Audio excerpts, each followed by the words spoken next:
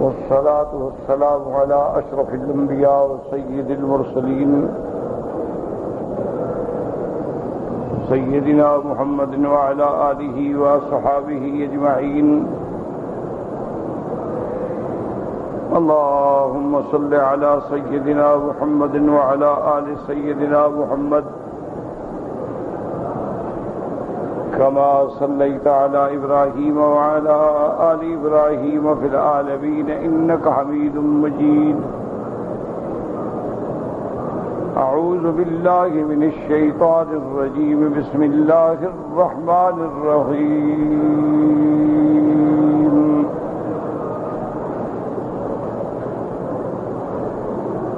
يولج الليل في النهار ويولج النهار في الليل وسخر الشمس والقمر كل يجري لأجل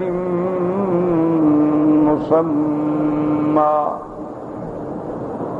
ذلكم الله ربكم له الملك والذين تدعون من دونه ما يملكون من قطمير إن تدعوهم لا يسمعوا دعاءكم ولو سمعوا ما استجابوا لكم ويوم القيامة يكفرون بشرككم ولا ينبئك مثل خبير.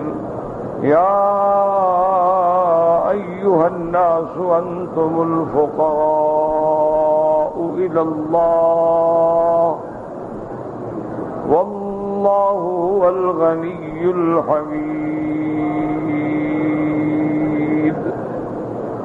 إن يشاء يذهبكم ويأتي بخلق جديد وما ذلك على الله بعزيز. ولا تزر وازرة وزر أخرى وإن تدع مثقلة إلى حملها لا يحمل منه شيء ولو كان ذا قربى. إنما تنذر الذين يخشون ربهم بالغيب وأقاموا الصلاة ومن تزكى فإنما يتزكى لنفسه وإلى الله المصير. قال المؤلف المفسر رحمه الله تعالى أدام النفع بعلومه وعلومكم في الدارين آمين. إلى أن قال يخبر تعالى بغنائه يما سواه وبافتقار المخلوقات كلها إليه وتذللها بين يديه فقال تعالى يا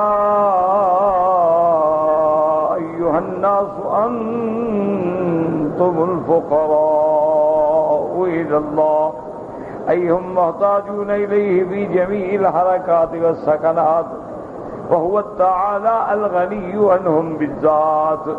اب مفسر رحمۃ اللہ علیہ فرماتے ہیں کہ اللہ تبارک و تعالیٰ خبر دیتے ہیں اپنے غنا کی کہ اللہ تبارک و تعالیٰ غنی ہیں، اللہ تبارک و تعالیٰ بے پرواہ ہیں، اللہ تبارک و تعالیٰ ساری مخلوق سے بے نیاز ہیں. وب افتقار المخلوقات اور تمام مخلوق اللہ کی محتاج ہے اور اللہ تبارک و تعالیٰ کے آگے ذلیل ہے، سرنگوں ہے. فقال تعالی یا ایها الناس انتم الفقراء الى اللہ ای هم محتاجون الیہ فی جمیع الحرکات والسکنات. تمام مخلوق جو ہے اپنی ہر حرکت و سکن میں، اٹھنے میں، بیٹھنے میں، چلنے میں، پھرنے میں، ہر چیز میں محتاج ہے اس کی. وَهُوَ تَعَالَى الْغَنِيُّ عَنْهُمْ بِالذَّاتِ اور اللہ تعالیٰ کی ذات جو ہے وہ غنی ہے، وہ احد ہے، وہ صمد ہے، اس کو کسی کی حاجت نہیں، ساری مخلوق اس کے سامنے محتاج ہے. اصل بات یہ تھی جیسے آپ پڑھ چکے ہیں کہ اللہ نے اپنی الوہیت پہ، اپنے کمال قدرت پہ، مسئلہ توحید پہ سارے دلائل دیے، آپ پہلے سے پڑھ رہے ہیں. اللہ نے اللہ الذی ارسل الرياح فتثير سحابا الى آخرہ وما يستوي البحران هذا عذب فرات سائغ شرابہ، سارے دلائل کے بعد اب اگر کوئی نہ مانے،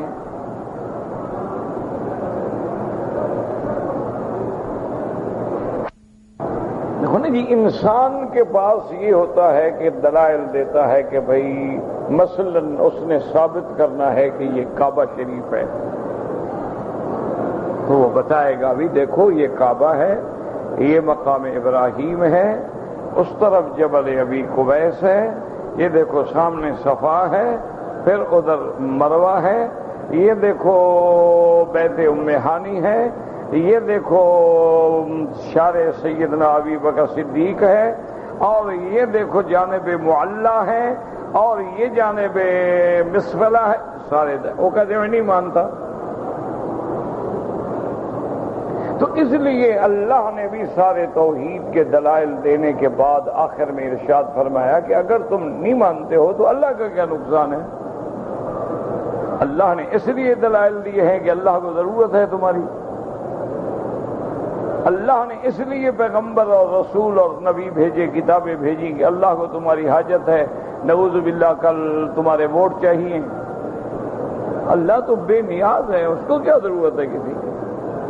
تم اپنی ہر حرکت میں بھی اس کے محتاج، اگر تمہیں پانی نہ ملے زندگی ختم، تمہیں ہوا نہ ملے زندگی ختم، تمہیں رزق نہ ملے زندگی ختم، زمین کو ذرا سا ہلا کے زلزلہ دے دیں زندگی ختم، سمندروں کے جوار بھاٹے کو اونچا کر دیں زندگی ختم، برف کو پگھلا ڈالیں زندگی ختم، تم تو ہر حال میں اس کے محتاج ہو، تم تو ایک نوالا توڑ کے منہ میں رکھنے میں بھی محتاج ہو، تمہارے ہاتھوں کو شل کر دے کون رکھے گا؟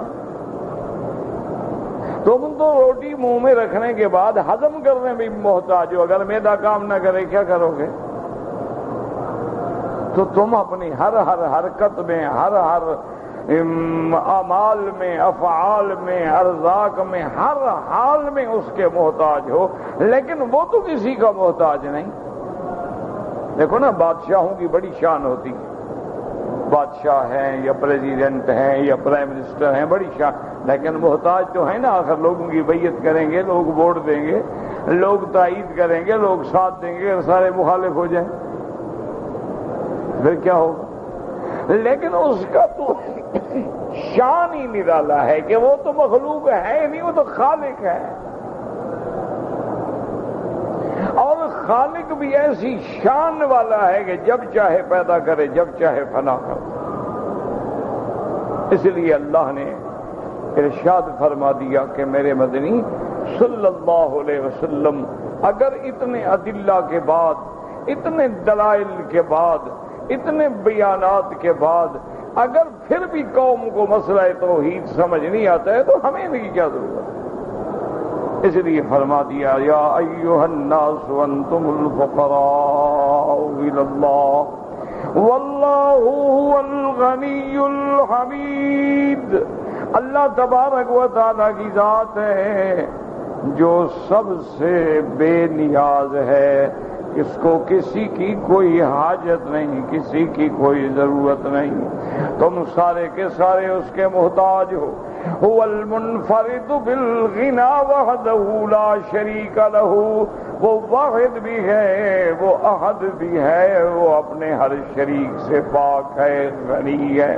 وَهُوَ الْحَمِيدُ، وہ سب حمد و ثنا، صفتوں، تعریفوں کے قابل ہے۔ وَهُوَ الْحَمِيدُ فِي جَمِيعِ مَا يَفْعَلُهُ وَيَقُولُهُ وَيُقَدِّرُهُ وَيَشْرَعُهُ، اللہ جو کچھ کرتے ہیں، جو فرماتے ہیں، جو اللہ نے تقدیر میں فیصلے کیے ہیں، جو فیصلے جاری کیے ہیں، سب حق ہیں، سب خیر ہیں، سب کے اندر اللہ تبارک و تعالیٰ کی حکمت ہے۔ اگر وہ کسی کو پیدا کرتے ہیں اس کی حکمت ہے، اگر کسی کو موت دیتے ہیں اس کی حکمت ہے، اگر کسی کو بیماری دیتے ہیں حکمت ہے، بیماری نہ ہو تو صحت کی قدر کیا ہوگی، اور موت نہ ہو تو زندگی کی قدر کیا ہوگی، اگر ظلمت نہ ہو تو پھر نور کی قدر کیا ہوگی، اس کی ہر چیز میں حکمت ہے۔ نؤمن بالقدر خیرہ وشرہ من اللہ تعالی والبعث بعد الموت۔ اس نے کوئی چیز بغیر حکمت کے پیدا ہی نہیں کی، اس کی ہر چیز خیر ہے۔ اب اس دیکھیں مثلا آگ ہے، لیکن آگ بھی ایک لحاظ سے تمہاری زندگی کے چلانے کا ذریعہ ہے۔ تمہاری ہر چیز، کھانا پانی پکنے کا انتظام آگ کے بغیر نہیں ہو سکتا۔ تمہارے دریاؤں میں کشتیاں چلتی ہیں، جہاز چلتے ہیں، اس کے لیے بھی آگ کی ضرورت ہے، مشینری ہے، جو چیز ہر چیز میں آگ کی ضرورت۔ ہاں اگر آگ سے جلانے کا کام لو تو پھر تمہاری مرضی ہے، پھر عذاب ہے۔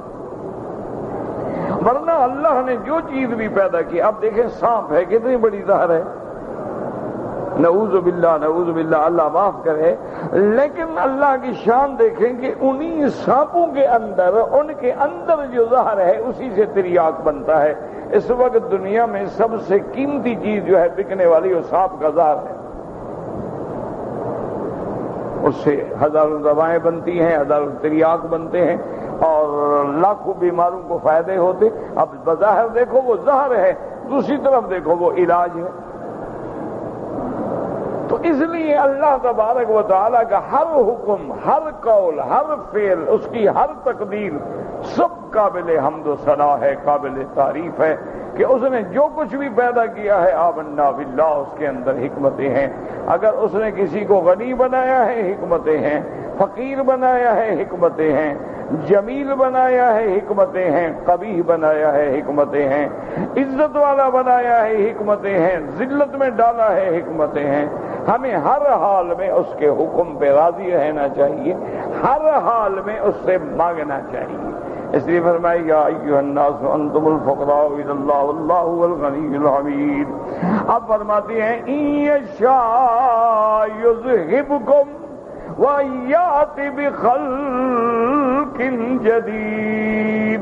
یہاں لفظ دیکھیں، لفظ کیا ہے، یشاء یذھبکم، اذھب یذھب معنی ہوتا ہے جانا۔ اللہ چاہے تو تمہیں لے جائے اور تمہارے بدلے نئی مخلوق کو لے آئے۔ کیا بات؟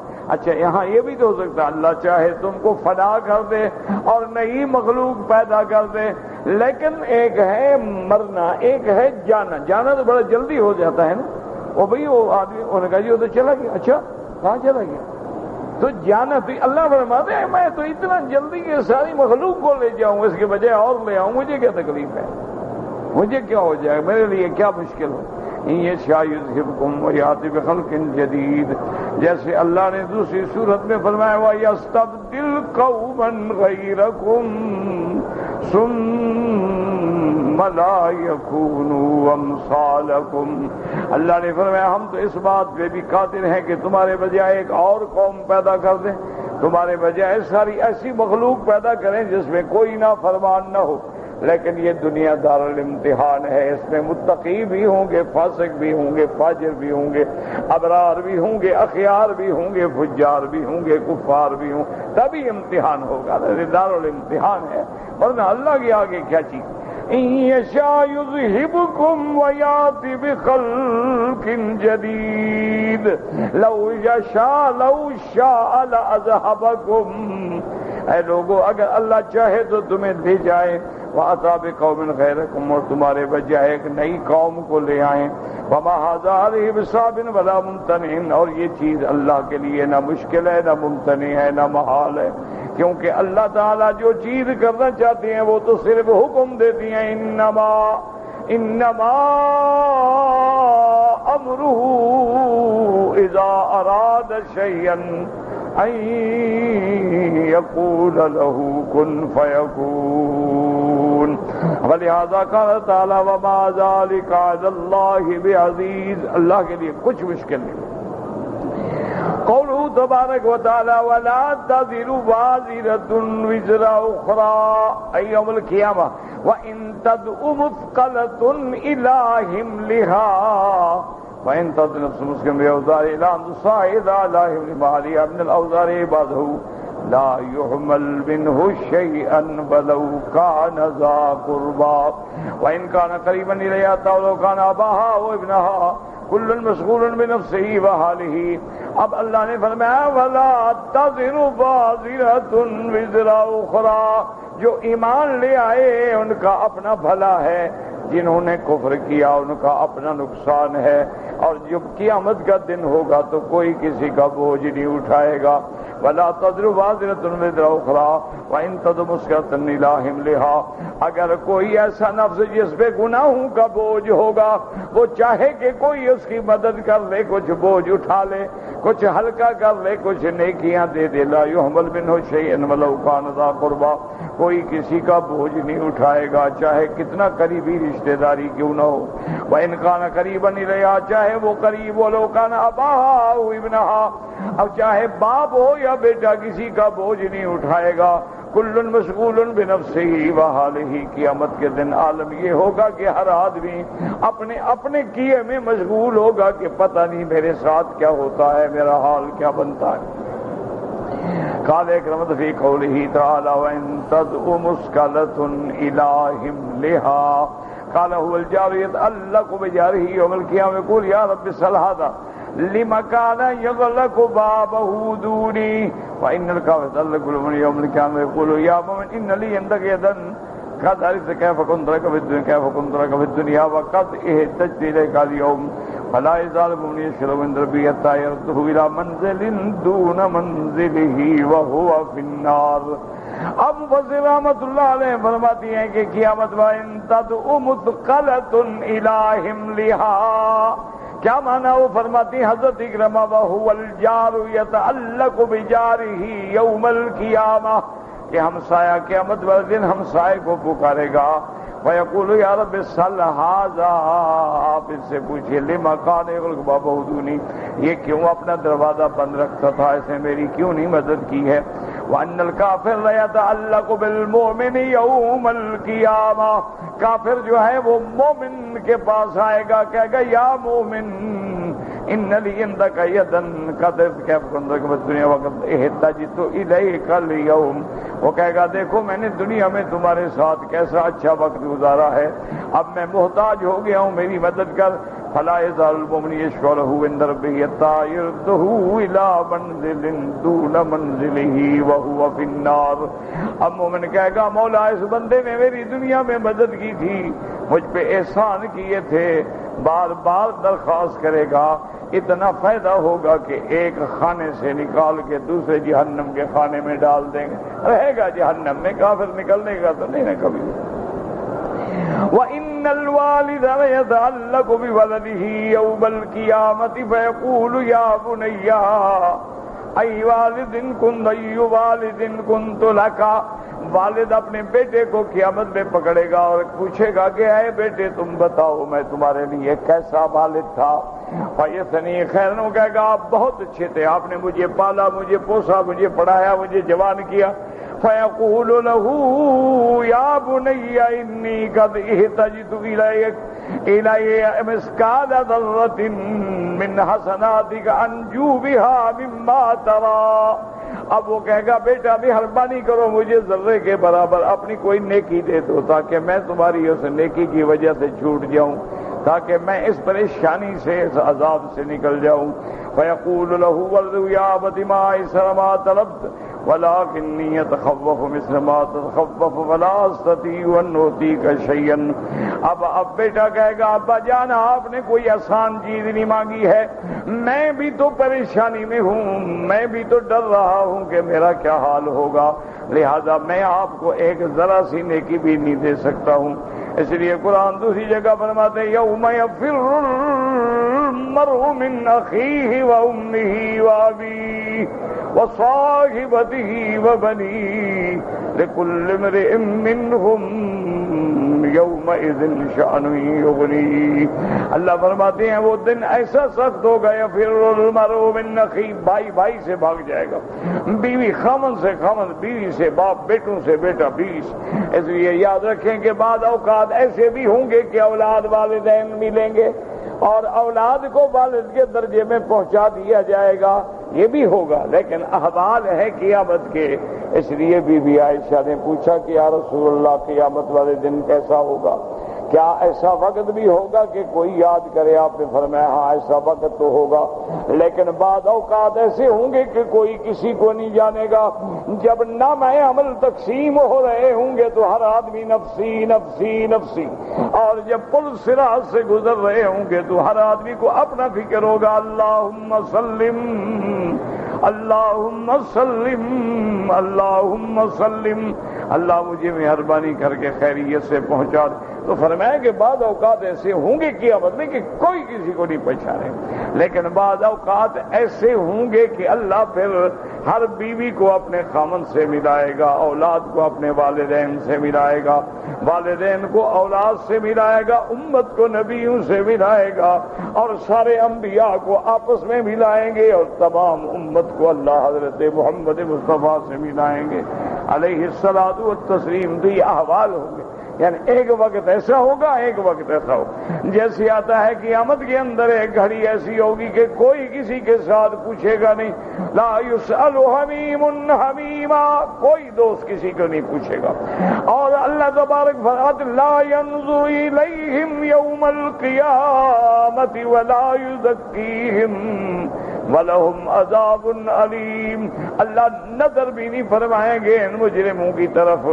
اور دوسری آیت میں آتا ہے فَوَرَبِّكَ لَنَسْأَلَنَّهُمْ أَجْمَعِينَ، اللہ فرماتے ہیں مجھے تیرے رب کی قسم ہے ہم سب سے پوچھیں۔ تو مانا ایک گھڑی ایسی ہوگی جس میں سوال ہوگا، ایک گھڑی ایسی ہوگی جس میں بالکل نہیں پوچھا جائے گا۔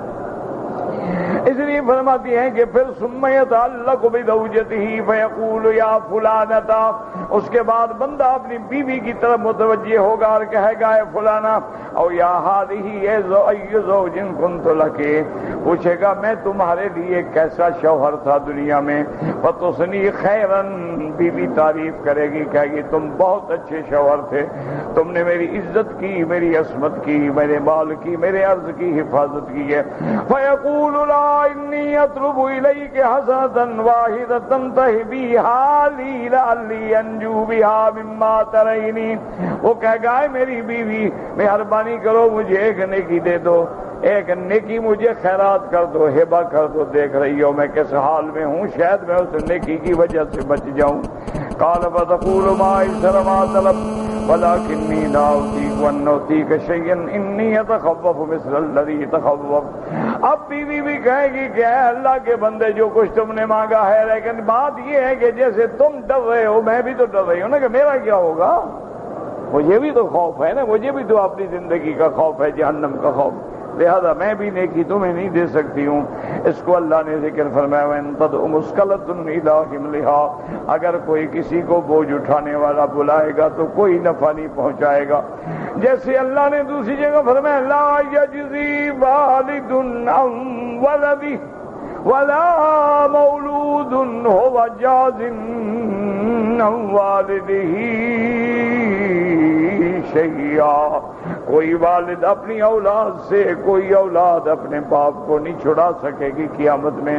یاد رکھیں یہ کافر مراد ہے، کیا معنی؟ یعنی باپ مومن ہے بیٹا کافر ہے، چھڑا لے نہیں ہو سکتا، بیٹا مومن ہے باپ کافر ہے وہ چھڑوا لے نہیں ہو سکتا، دونوں کافر ہیں ایک دوسرے کو چھڑوا لے نہیں ہو، باقی مومن تو مومن کو چھڑوائے گا، مومن تو مومن کی شفاعت بھی کریں گے، اولیاء اللہ بھی شفاعت کریں گے، حملۃ القرآن بھی شفاعت کریں گے، انبیاء بھی شفاعت کریں گے۔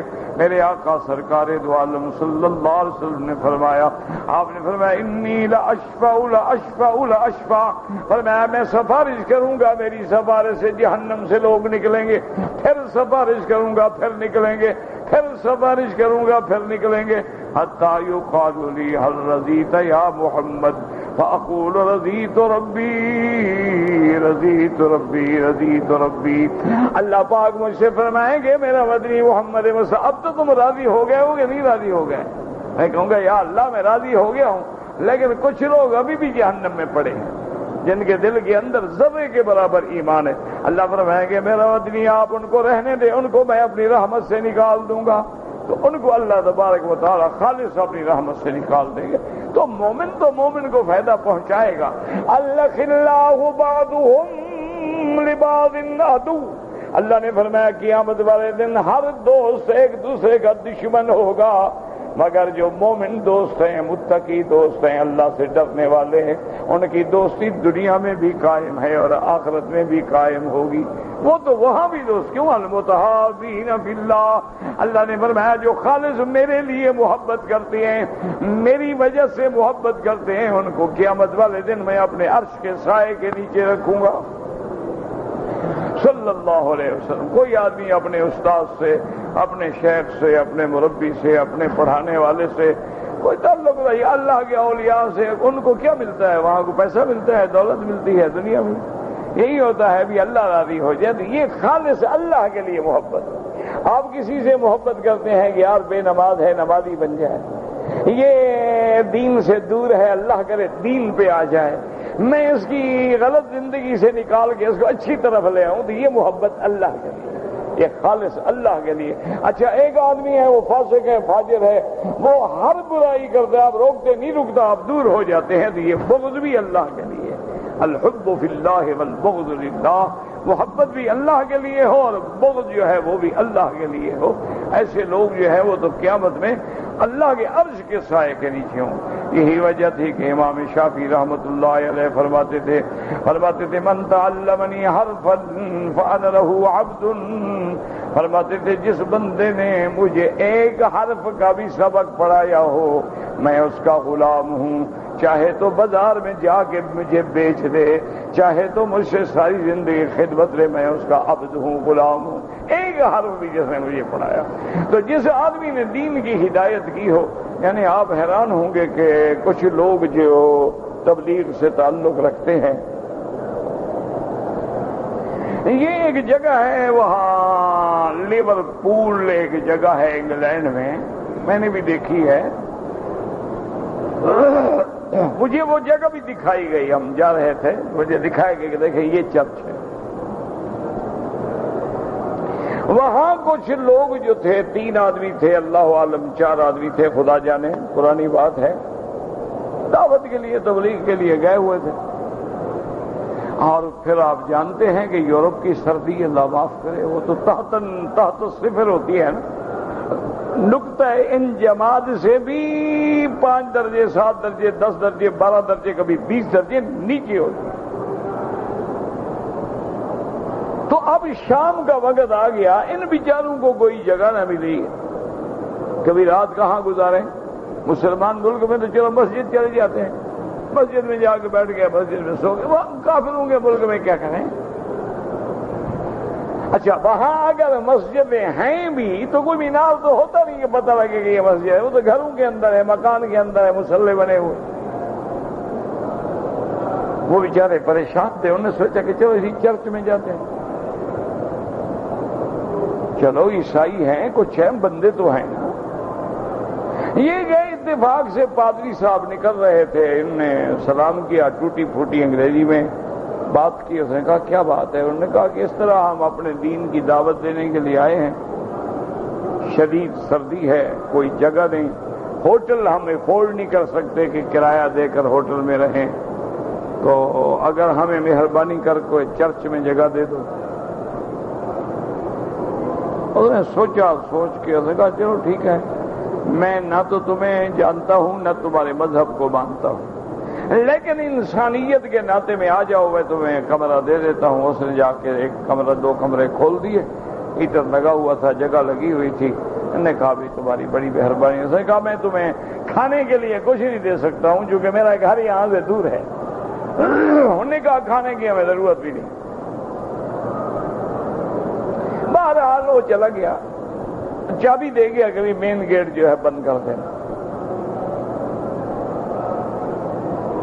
دوسرے دن جب وہ آیا تو اس نے دیکھا کہ یہ پتہ نہیں کیا کر رہے ہیں، یہ کبھی کھڑے ہو جاتے ہیں، کبھی یوں چلے جاتے ہیں، پھر کھڑے ہو جاتے ہیں، پھر زمین پہ گر جاتے ہیں، کیا ہو ان کو، کیا ہو گیا؟ یہ کوئی ایکسرسائز کر رہے ہیں، پریکٹس کر رہے ہیں، ورزش کر رہے ہیں؟ وہ قریب گیا تو جب نماز انہوں نے پڑھ لی تو ہاتھ اٹھا کے امیر بھی اور سارے وہ مل کے دعا مانگ رہے ہیں کہ میرا اللہ، اس بیچارے نے جو پادری ہے تیرا بندہ ہے، اس نے ہم مسکینوں پہ، مسافروں پہ مہربانی کی، ورنہ ہم تو سردی میں مر جاتے۔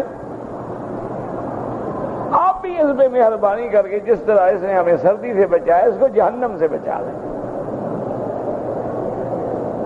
اب وہ سوچ رہا ہے یہ کیا ہے بھائی، یہ کون ہے میرے لیے رو رہے ہیں اور آنسو بہ رہے ہیں اور داڑیاں بھیگ گئی ہیں روتے روتے۔ وہ آیا، بلایا، بیٹھا، چائے وائے منگائی، چائے پلانے کا، ابھی کیوں رونے کا، ہم تمہارے دیکھو کیسی خوبصورت شکل ہے، 6 فٹ تمہارا قد ہے، گورا چٹا رنگ ہے، نوجوان، اور یہ آدمی اگر جہنم میں جلے تو ہمیں دکھ تو ہوگا۔ انہوں نے کہا کہاں سے آئے؟ انہوں نے کہا یہ اس ملک ہے، اس ملک ہے۔ کیوں آئے؟ انہوں نے کہا اسی لیے آئے ہیں کہ تم لوگ جہنم سے بچ جاؤ، ہمیں اور کچھ نہیں چاہیے۔ انہوں نے کہا بھائی تم مجھے دین کے بارے میں سمجھاؤ۔ انہوں نے کہا اتنا پڑھے لکھے ہم نہیں ہیں، نہ عالم ہیں، نہ ہمیں مسائل آتے، ہم تو 4 باتیں دین کی سیکھے ہوئے ہیں، دین کے لیے چل رہے ہیں۔ تمہیں اگر سیکھنا ہے تو ہم بتا سکتے ہیں کہ فلاں فلاں جگہ عالم ہے۔ تو انہوں نے ان کو جو قریبی مرکز ہیں، اسلامی سینٹر ہیں، بڑے بڑے مدارس ہیں، بڑے بڑے مفتی ہیں، بڑے بڑے علماء ہیں ماشاءاللہ، تو بتلا دیے، وہ چلے گئے۔ وہ 6 مہینے کے بعد مسلمان ہو۔ تو وجہ ہے نا، آدمی سوچتا ہے نا کہ یار یہ بندہ اپنے گھر سے ٹکٹ بھر کے آیا ہے، اپنے بسترا کندھے پہ اٹھایا ہے، سارا دن پھر رہا ہے، ساری رات پھر رہا ہے، کہتے ہیں تم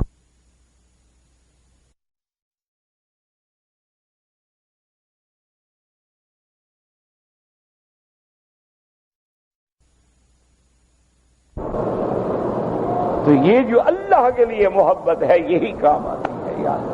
باقی دنیا، دوستی، کاروبار، تجارت، یہ معاملات، یہ تو دنیا یہ تو سب کے ہوتے ہیں، یہودیوں کو بھی ہوتے ہیں، ہندو کے بھی ہوتے ہیں، کافروں کو بھی ہوتے ہیں۔ بڑی بڑی دیکھیں نیشنل ملٹی نیشنل کمپنیاں ہیں، ان میں ملازمین مسلمان بھی ہیں، ہندو بھی ہیں، یہودی بھی ہیں، سکھ بھی، ہر آدمی اپنے مفاد کے لیے۔ لیکن ایک ہے کہ خالص اللہ کے لیے محبت ہو، یہ اس کا کوئی حل ہی کوئی نہیں۔ اس لیے اللہ تبارک و تعالیٰ فرماتے ہیں کہ اس دن ایسا ہوگا کہ نہ والد اپنے بیٹے کو فائدہ دے گا، نہ بیٹا اپنے والد کو۔ وَيَقُولُ تَعَالَىٰ فِي مَقَامٍ آخَرٍ يَوْمَ يَفِرُّ الْمَرْءُ مِنْ أَخِيهِ وَأُمِّهِ وَأَبِيهِ وَصَاحِبَتِهِ وَبَنِيهِ لِكُلِّ امْرِئٍ مِّنْهُمْ يَوْمَئِذٍ شَأْنٌ يُغْنِيهِ۔ رواه ابن ابي حاتم رحمه الله عن نبي عبد الله الزهراني عن حفص بن عمر عن الحكم بن عبان عن كرمة به انما تنذر الذين يخشون ربهم بالغیب واقیموا الصلاۃ۔ اب نتیجہ یہ نکلتا تھا کہ میرا مولا جب کوئی کسی کو فائدہ نہیں پہنچا سکتا، اتنے دلائل کے بعد یہ ایمان نہیں لے آتے، پھر ان کو تبلیغ کرنے کی کیا ضرورت ہے، ہم چھوڑ دیں کہ مرے جائیں جہنم میں جہاں جاتے۔ اللہ نے فرمایا نانا میرا بدری، آپ تو تبلیغ کرتے رہیں، آپ ڈراتے رہیں، آپ کی تبلیغ سے، آپ کے ڈرانے سے جن کے دلوں میں اللہ کا خوف ہے وہ ایمان لے آئیں گے۔ آپ کیوں چھوڑیں؟ آپ کا اپنا کام ہے، دشمن کا اپنا کام ہے، کفر کا اپنا کام ہے، مومن کا اپنا کام ہے، آپ اپنا کام کیے جائیں۔ اگر وہ کفر سے باز نہیں آتے آپ اپنی دعوت کیوں چھوڑیں؟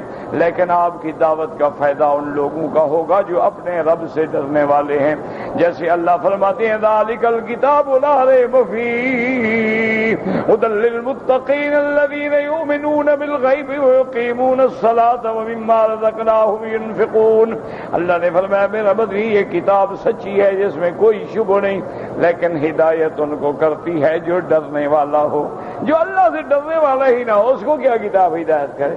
لیکن آپ اگر علاج ہی نہیں کرانا چاہتے تو آپ کو فائدہ کیا ہوگا؟ اگر آپ دوا لینا ہی نہیں چاہتے، اگر آپ کوئی دوائی کڑوی ہے، نہیں میں نے دوا نہیں، ٹیکا بھی نہیں، گولی بھی نہیں کھانے، پھر کیا کرنا؟ تو پھر تمہاری اپنی بدقسمتی ہے۔ لیکن جو لینا چاہتا ہے ان کے لیے قرآن ہدایت ہے۔ اس لیے فرمایا انما تنذر الذین یخشون ربهم بالغیب واقاموا الصلاۃ ای انما یتعظ بما جئت به اولو البصائر والنہی میرا مدنی تیری آیات کتاب اللہ کی کتاب سے، تیرے واعظ سے، تیری ہدایت سے، تیری تبلیغ سے وہ لوگ فائدہ اٹھائیں گے جن کو اللہ نے عقل عطا فرمایا ہے، جو اپنے اللہ سے غائبانہ ڈرنے والے ہیں، جو اللہ کے حکم پہ چلنے والے ہیں، ان کو آپ کی ہدایت سے انذار سے فائدہ ہوگا۔ اور آپ یہ بھی بتلا دیں کہ وَمَن تَزَكَّىٰ فَإِنَّمَا يَتَزَكَّىٰ لِنَفْسِهِ، جس نے اپنے اعمال کو سنوارا اس نے اپنے لیے سنوارا، اللہ کو تو کوئی فائدہ نہیں۔ وَإِلَى اللَّهِ الْمَصِيرُ وَإِلَى اللَّهِ الْمَصِيرُ إِلَيْهِ الْمَصِيرُ أَيْ مَنْ عَمِلَ صَالِحًا فَإِنَّمَا يَعُودُ نَفْعُهُ عَلَىٰ نَفْسِهِ، جس نے اچھے عمل کیے ہیں اس کی اچھائی کا بدلہ اسی کو ملے گا، اور جس نے برائی کی ہے اس کی برائی کا بھی اسی کو ملے گا۔ وَإِلَيْهِ الْمَرْجِعُ وَالْمَآبُ، اللہ کی طرف لوٹ کے جانا ہے، وَهُوَ سَرِيعُ الْحِسَابِ، وہ جلد حساب لینے والے ہیں۔ وَسَيَجْزِي كُلُّ عَامِلٍ بِعَمَلِهِ، اللہ ہر عمل والے کو قیامت والے دن بدلہ دیں گے، ان خیرن فخیر شرن فشر، اگر عمل اچھا ہے تو بدلہ بھی بہتر ملے گا، اگر عمل بھیڑا ہے تو پھر اس کے مطابق سزا ملے گی۔ فرمایا وما یستوی الاعمی والبصیر ولا الظلمات ولا النور ولا الظل ولا الحرور، وما یستوی الاحیاء ولا الاموات ان اللہ یسمع من یشاء وما انت بمسمع من فی القبور ان انت الا نذیر انا ارسلناک بالحق بشیرا ونذیرا وَإِن مِّنْ أُمَّةٍ إِلَّا خَلَا فِيهَا نَذِيرٌ وَإِن يُكَذِّبُوكَ فَقَدْ كَذَّبَ الَّذِينَ مِن قَبْلِهِمْ جَاءَتْهُمْ رُسُلُهُم بِالْبَيِّنَاتِ وَالزُّبُرِ وَالْكِتَابِ الْمُنِيرِ ثُمَّ أَخَذْتُ الَّذِينَ كَفَرُوا فَكَيْفَ كَانَ نَكِيرِ يَقُولُ تَعَالَىٰ كَمَا لَا تَسْتَوِي هَٰذِهِ الْأَشْيَاءُ الْمُتَبَايِنَةُ الْمُخْتَلِفَةُ، جیسے یہ چیزیں جو مختلفہ ہیں متباین ہیں یہ کبھی برابر نہیں ہو سکتی، کالأعمى والبصیر، اندھا اور دیکھنے والا، لا یستویان بل بینہما فرق وبعد کثیر، دونوں کے درمیان میں بہت بڑا فرق ہے۔ وکما لا تستوی الظلمات ولا النور، اور جیسے اندھیرے اور روشنی، ولا الظل ولا الحرور، ٹھنڈا سایہ اور گرمی، کذالک لا تستوی الاحیاء والاموات، اسی طرح نہ زندہ اور نہ مردہ برابر ہو سکتے ہیں۔ وَهَذَا مَثَلٌ ضَرَبَهُ اللَّهُ، یہ مثال اللہ نے سمجھائی ہے مومنین کی اور کافرین کی، چونکہ مومن جو ہے وہ زندہ ہے اور کافر جو ہے وہ مردہ ہے۔ کہ مومن زندہ کیوں ہے کہ حق بات سنتا ہے عمل کرتا ہے، اور کافر مردہ کیوں ہے، نہ سنتا ہے نہ عمل کرتا ہے، سن بھی لے تو اس کو مانتا نہیں ہے۔ اس لیے اللہ نے دوسرے مقام پہ فرمایا وَمَنْ كَانَ مَيْتًا فَأَحْيَيْنَاهُ وَجَعَلْنَا لَهُ نُورًا يَمْشِي بِهِ فِي النَّاسِ وَجَعَلْنَا لَهُ نُورًا يَمْشِي بِهِ فِي النَّاسِ كَمَن مَّثَلُهُ فِي الظُّلُمَاتِ لَيْسَ بِخَارِجٍ مِّنْهَا، اللہ نے فرمایا کیا وہ مردہ جس کو ہم نے زندہ کر دیا، ہم نے اس کو نور دیا ہے، اس کی روشنی میں وہ چلتا ہے لوگوں میں، کیا وہ اور جو اندھیرے میں ڈھکا ہوا برابر ہو سکتا ہے؟ نہیں، مانا مومن جو ہے وہ تو روشنی میں زندہ ہے، چل رہا ہے نا، کافر اندھیروں میں ہے۔ جیسے اللہ فرماتے ہیں مثل الفریقین کالأعمی والأصم والبصیر والسمیع هل یستویان مثلا، اللہ نے فرمایا کہ جیسے اندھا اور جیسے گنگا اور جیسے دیکھنے والا اور بہرا اور جیسے دیکھنے والا اور سننے والا کبھی برابر نہیں ہو سکتے، یعنی اندھا اور آنکھوں والا برابر نہیں ہو سکتے، سننے والا اور بہرا برابر نہیں ہو سکتے، تو کافر اور مومن کیسے برابر ہو سکتے ہیں؟ اس کے بعد اللہ پاک فرماتی ہیں فالمومن بصیر سمیع، مومن جو ہے وہ دیکھنے والا بھی ہے سننے والا بھی ہے، فی نور یمشی علی صراط مستقیم، نور ایمان پہ صراط مستقیم پہ چلنے والا بھی ہے دنیا آخرت میں، حتی یستقر بہ الحال فی الجنات ذات الظلال والعیون، حتی اللہ کی رحمت سے وہ جنت میں آ جائے گا جہاں چشمے بھی ہوں گے، جہاں درختوں کے سائے بھی ہوں گے۔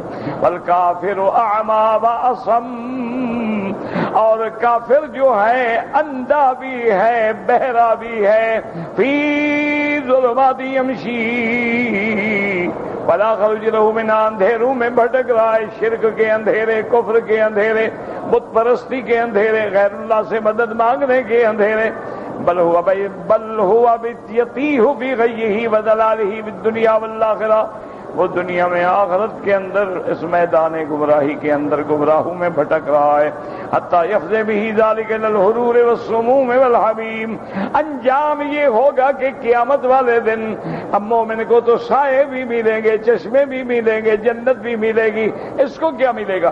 الحرور، اس کو ملے گی لو گرم ہوا ملے گی، السموم والحمیم، کھولتے ہوئے پانی ملیں گے، اور اس کو زہریلے کھانے ملیں گے، وَظِلٍّ مِّن يَحْمُومٍ لَا بَارِدٍ وَلَا کریم، اور یہ ایسے درختوں کے نیچے ہوگا کہ جس کے سائے میں نہ ٹھنڈک ہوگی نہ فائدہ ہوگا۔ اب اللہ تبارک و تعالیٰ فرماتے ہیں ان اللہ یسمع من یشاء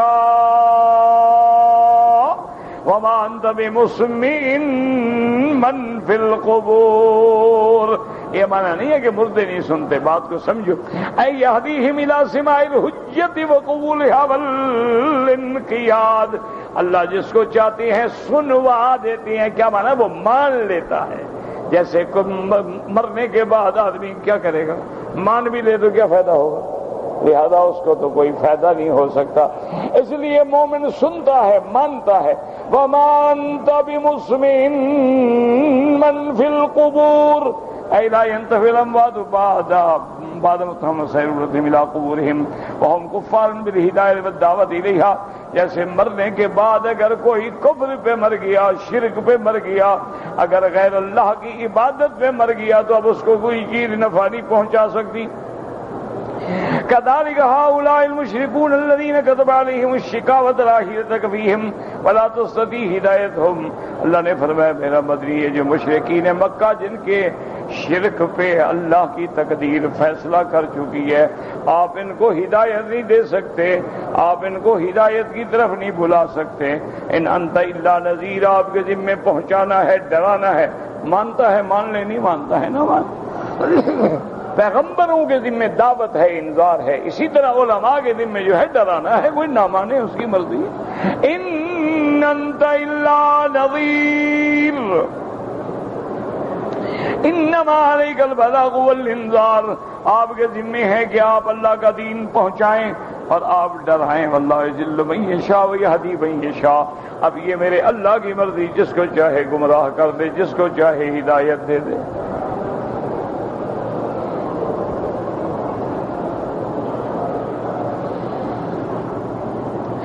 انا ارسلناک بالحق بشیرا ونذیرا، اے بشیرا للمؤمنین نذیرا للکافرین، وإن من امة لا خلا فيها نذیر، اے وما من امة خلت من بنی آدم الا وقد بعث اللہ تعالی علیہم النذر وازاح عنہم العلل کما قال تبارک وتعالی، اللہ نے فرمایا میرا مدنی آپ کو ہم نے ڈرانے والا بنا کے بھیجا ہے، اور یہ نئی بات نہیں، ہر امت میں، ہر امت جو گزری ہے ان سب میں ہم نے نبی بھیجی، سب میں ہم نے پیغمبر بھیجے ہیں جنہوں نے ان کو جہنم سے ڈرایا ہے، ایمان کی طرف بلایا ہے اور جنت کی خوشخبریاں سنائی ہیں۔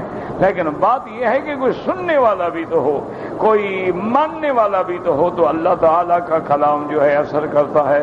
باقی ہدایت بھی اسی کے ہاتھ میں ہے اور گمراہی بھی اسی کے ہاتھ میں ہے۔ من یہدہ اللہ فلا مضل لہ ومن یضلل فلا ہادی لہ، جس کو اللہ ہدایت دے دیں اس کو کوئی گمراہ نہیں کر سکتا، اور جس کو اللہ گمراہ کر دیں اس کو کوئی ہدایت نہیں دے سکتا۔ یہ اللہ کے ہاتھ میں ہوتا ہے۔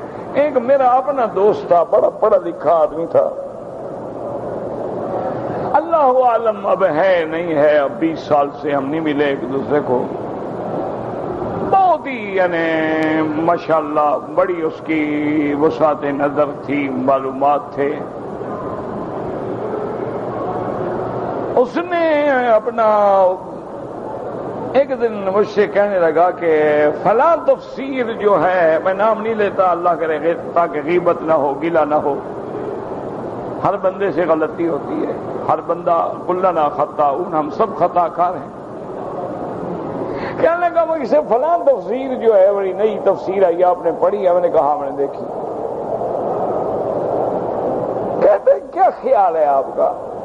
میں نے کہا میرے خیال کی کیا ہستی ہے بھائی، میں تو ایک طالب العلم ہوں، یہ بات پوچھو کسی عالم سے پوچھو۔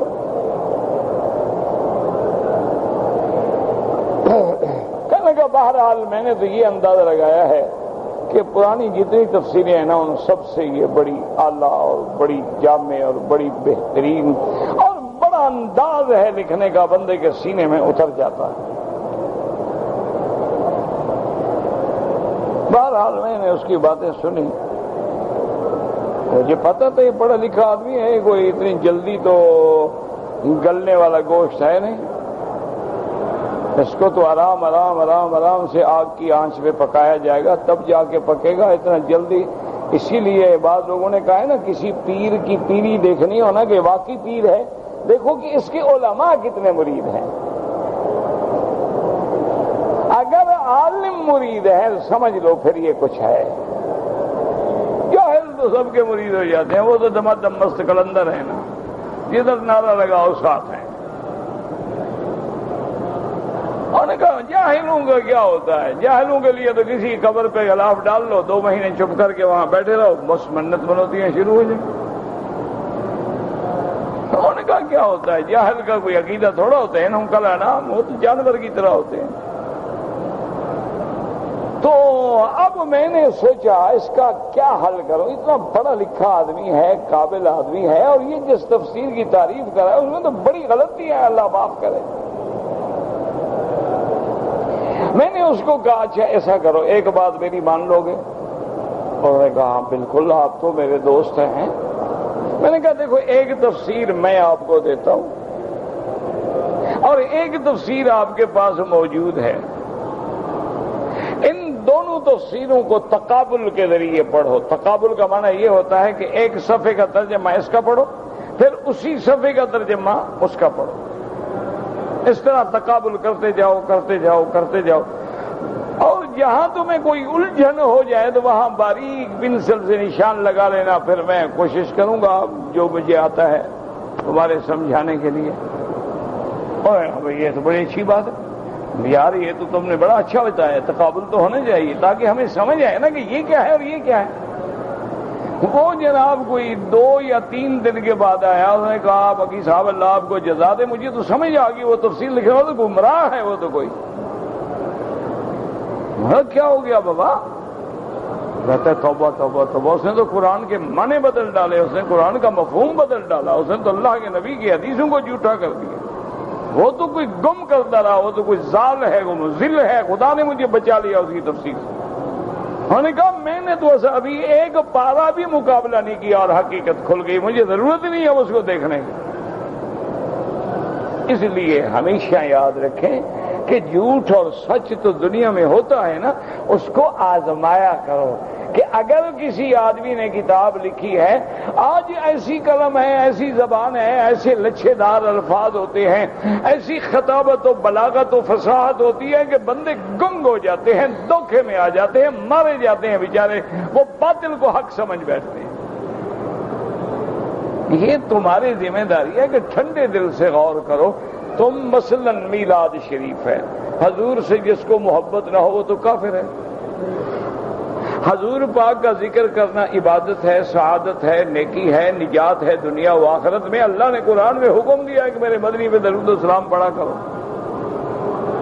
لیکن کبھی ٹھنڈے دل سے بیٹھ کے علیحدگی میں کوئی مولوی نہ ہو، کوئی بندہ نہ ہو، بیٹھ کے غور کرو کہ بھئی جو میلاد ہم مناتے ہیں اس طرح حضور کے کسی صحابی نے منایا ہے؟ یار جھگڑے میں نہ جائے، اور جو مناتے ہیں ان کو کہیں جی اگر مگر نہ کرو، ہمیں یہ دکھاؤ کہ ابو بکر نے، عمر نے، عثمان نے، علی نے، بی بی فاطمہ نے، حضور کی بیویوں نے، حضور کی بیٹیوں نے، حضور کی اولاد نے، حضور کے اہل بیت نے، اطہار نے، حسن نے، حسین نے، زین العابدین نے، ان سب میں سے کس نے منایا ہے اس انداز میں جیسے تم مناتے ہو؟ اگر منایا ہے ہمیں دکھا دو، جھگڑا ختم، اگر نہیں منایا صاف ظاہر ہو گیا بدعت۔ باقی ہوتا ہے جی اگر ہم مناتے ہیں تو مگر کیا ہوتا ہے، اگر ہم مناتے ہیں تو مگر عشق کی دلیل، یہ وہ بات ہے۔ اسلام اگر مگر کا نام ہے؟ اس طرح تو آپ کہہ سکتے ہیں اگر میں آج رات عشاء کی 6 رکعتیں پڑھ لوں تو مگر کیا ہو جائے گا، یہ نماز ہے، مگر آپ کافر ہو جائیں گے انشاءاللہ۔ اگر کوئی کہے جی طواف ہی کرنا ہے نا، یوں چلنے کے بجائے ہم یوں چکر لگا لیتے ہیں تو مگر کیا ہوگا، چکر تو ہم نے ساتھ ہی لگائے ہیں، تو مگر جناب نبی کی سنت کے منکر ہو کے آپ گمراہ ہو جائیں۔ اللہ نے حکم دیا صفا سے شروع کرو تو مروہ سے شروع کرو، تو اللہ فرماتے ہیں وہ ہم شمار ہی نہیں کرتے، تم نے غلط کیا، میرے نبی کی مخالفت کی۔ ان الصفا والمروہ من شعائر اللہ۔ تو اس لیے ذرا ٹھنڈے دل سے مولویوں کے جھگڑے میں نہ پڑو، مولویوں کے معاملہ، آپ خود آپ کو اللہ نے عقل دیا ہے، آپ بیٹھ کے غور کریں ٹھنڈے دل سے، کوئی لڑائی نہ کریں، کوئی جھگڑا نہ کریں، کوئی سر پھٹاول نہ کریں، ہر عمل میں یہ دیکھیں کہ بھی دین تو لائے ہیں محمد مصطفیٰ اور عمل کرنے والے ہیں صحابہ۔ بھئی کیا حضور نے حکم دیا، صحابہ نے کیا، نہیں کیا تو مانا دین نہیں ہے؟ ایک سیدھی سی بات، یہ تو 2 لفظی بات ہے، ایک اندھے کو بھی سمجھ آ جاتی۔ بھئی قرآن اترا محمد مصطفیٰ پہ، میرے مدنی نے سنایا اور عمل کر کے دکھلایا، اور صحابہ نے سنا اور صحابہ نے عمل کیا، اگر ان میں وہ بات نہیں پائی گئی تو مانا یہ بعد کی چیز ہے، اور جو بعد کی چیز ہے وہ بدعت ہے۔ ایک موٹی سی بات ہے، ایک اندھے کو بھی سمجھ آ سکتی ہے، نہ سمجھنا چاہیں تو پھر ساری زندگی ٹھوکریں کھاتے رہیں۔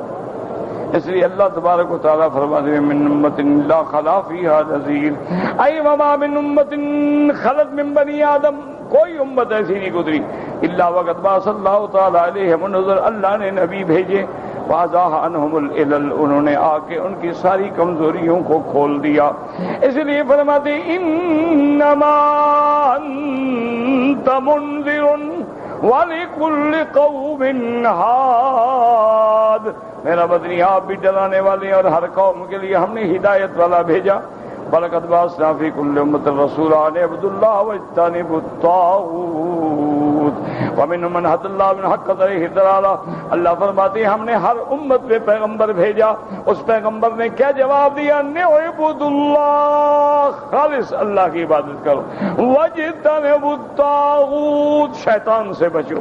لیکن جن کے مقدر میں ہدایت تھی ان کو اللہ نے ہدایت دی، اور جن کے مقدر میں گمراہی کی مہریں لگی تھی وہ گمراہ ہو کے مر گئے۔ وقوله تبارک وتعالی وَإِن يُكَذِّبُوكَ فَقَدْ كَذَّبَ الَّذِينَ مِن قَبْلِهِمْ جَاءَتْهُمْ رُسُلُهُمْ بِالْبَيِّنَاتِ۔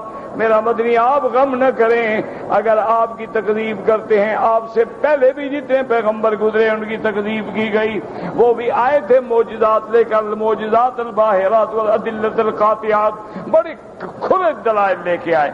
وما هذا كله كذب اولئك رسلهم فيما جاءوهم به فاخذتهم بالعقاب والنكال، لیکن ان کی قوموں نے ان معجزات اور دلائل کے بعد نہ مانا، جب نہ مانا تو اللہ فرماتے ہیں پھر میں نے بھی ان کو پکڑ لیا، فكيف كان نكير، اے وكيف رأيت انكاري عليهم عظيم شديد بليغا والله اعلم، پھر دیکھیں کیسی میری پکڑ تھی ان پہ۔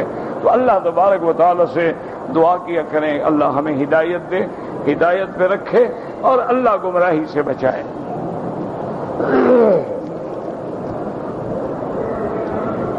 حضرت ابراہیم سے پہلے حج ہوتا تھا اور عرفات مینا بھی تھے، ہاں جناب تھے، آدم علیہ السلام نے جو حج کیا،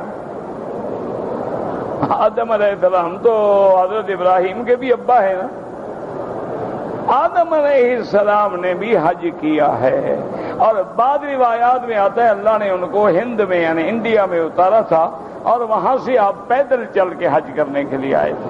بہرحال آدم نے بھی حج کیا، حوا نے بھی حج کیا، تمام پیغمبروں نے بھی حج کیا۔ ابراہیم علیہ السلام نے تو کعبہ بنایا، جب بچوں کو چھوڑا اس میں بھی کہا گیا اللہ میں اپنے بچے عند بیتک المحرم تیرے کعبے کے پاس چھوڑ کے جا رہا ہوں، تو بابا تو بہت سارے۔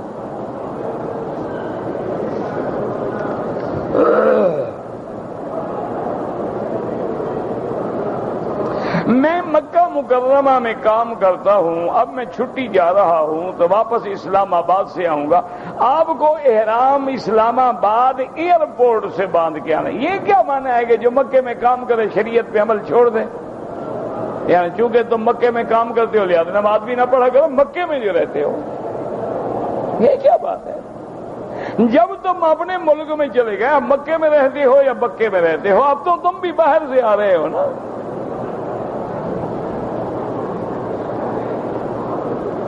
ذات النطاقین بی بی اسماء کا لقب ہے، کسی صحابی کا نام نہیں ہے۔ بی بی اسماء نے ہجرت کی رات جب کوئی رسی نہ ملی تو اپنے ازار بند کو 2 ٹکڑے کر کے حضور کا سامان باندھا، تو حضور نے فرمایا ذات النطاقین۔ میری لڑکی بیمار ہے، اللہ ہر بیمار کو شفا عطا فرما۔ والدین کی طرف سے عمرہ کریں، بالکل عمرہ کرو، حج کرو، والدین کے لیے قرآن پڑھا کرو، نفل پڑھا کرو، اعمال صالحہ کیا کرو، مسجدوں کو بناؤ، مدرسوں کو بناؤ، یتیم خانوں کو بناؤ۔ اتنے اللہ توفیق نے دیے، چارپائی اب پرچیاں لے کے ڈال دو، قرآن شریف لے کے رکھ دو، جو توفیق ہے۔ اگر کوئی آدمی زندہ ہے عمرے کا، اگر وہ وصیت کرے کہ میرا عمرہ کرو، پھر فقہا اجازت دیتے ہیں، ورنہ نہیں دیتے۔ لوگ مسجد عائشہ سے احرام باندھتے ہیں، عمرہ ہو جاتا ہے تو باندھتے ہیں نا حضرت، نہ ہوتا تو تمہاری طرح نہ باندھتے نا۔ اتنا مخلوق اللہ کی جو باندھ رہی ہے، ہوتا ہوگا۔ لا حول ولا قوة الا باللہ العلی العظیم۔ ربنا تقبل منا انک انت السمیع العلیم وتب علينا إنك أنت التواب الرحيم۔ اللهم اجعل لنا وللمسلمين من كل هم فرجا ومن كل ضيق مخرجا ومن كل بلاء عافيا۔ اللهم لا تجعلنا مضغة للماضغين، لا تجعلنا عقلة للآكلين، لا تجعلنا فتنة للقوم الظالمين۔ یا فارج الهم، یا کاشف الغم، یا مجیب دعوة المستضعفين، یا رحمان الدنيا والآخرة ورحيمهما، فارحمنا برحمة تغنينا بها عن رحمة أمن سواك۔ اللهم انصر الإسلام والمسلمين، اللهم انصر المجاهدين في كل مكان، اللهم احفظ سائر بلاد المسلمين وهذا البلد الأمين فاجعلها آمنا مطمئنا سخاء رخاء إلى يوم الدين برحمتك يا أرحم الراحمين۔ سبحان ربك رب العزة عما يصفون وسلام على المرسلين والحمد لله رب العالمين۔ اللهم صل على سيدنا محمد وعلى آل سيدنا محمد۔